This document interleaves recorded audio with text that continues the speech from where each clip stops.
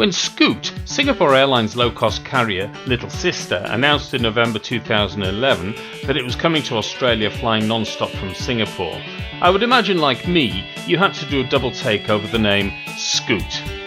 Kicking off services with Boeing 777s and now with the stunning Boeing 787 Dreamliner, Scoot is simply not just another airline. It is, as they describe at Scoot, an airline with scootitude.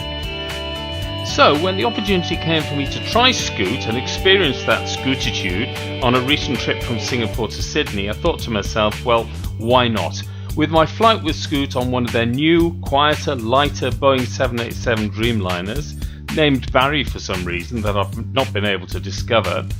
that cemented my realization that yes, Scoot is not your usual airline.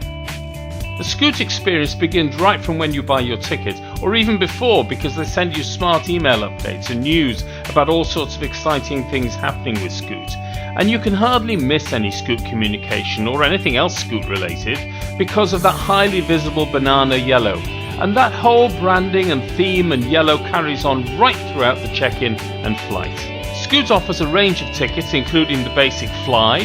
then Flybag, Flybag Eat and Scoot Biz, and for comparison in general it appears that a Scoot Biz, that's Scoot's business class ticket between Sydney and Singapore, is around the same price as an economy ticket with a full service carrier, and all the economy options much cheaper on Scoot, although all the options could be considered a tad complex by some, but hey, they allow you to choose what you want rather than paying for things you don't want or need. The economy seat configuration is 343 with a range of Scoot Silence, Standard, Super and Stretch seat choices available at additional cost, with a 232 configuration in Scoot Biz, rather like a domestic business class with wider and very comfy leather seats and more legroom. Most Scoot aircraft now have Wi-Fi Scoot TV to keep you occupied that you can access with your tablet, notebook or I believe even with your phone, at a cost of course with most tickets, with a good range of movies, TV shows and other bits and pieces, and there's an AC socket shared between every two seats.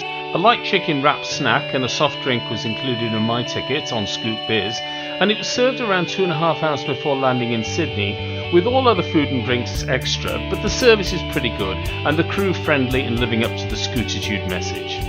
So in conclusion, I really enjoyed my scootitude experience, and for a low-cost airline it was totally acceptable.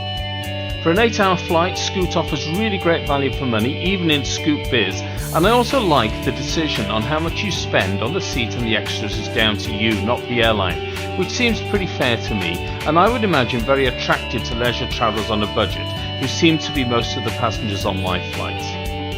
So if you have any doubts about Scoot not being just another airline, why don't you give it a try?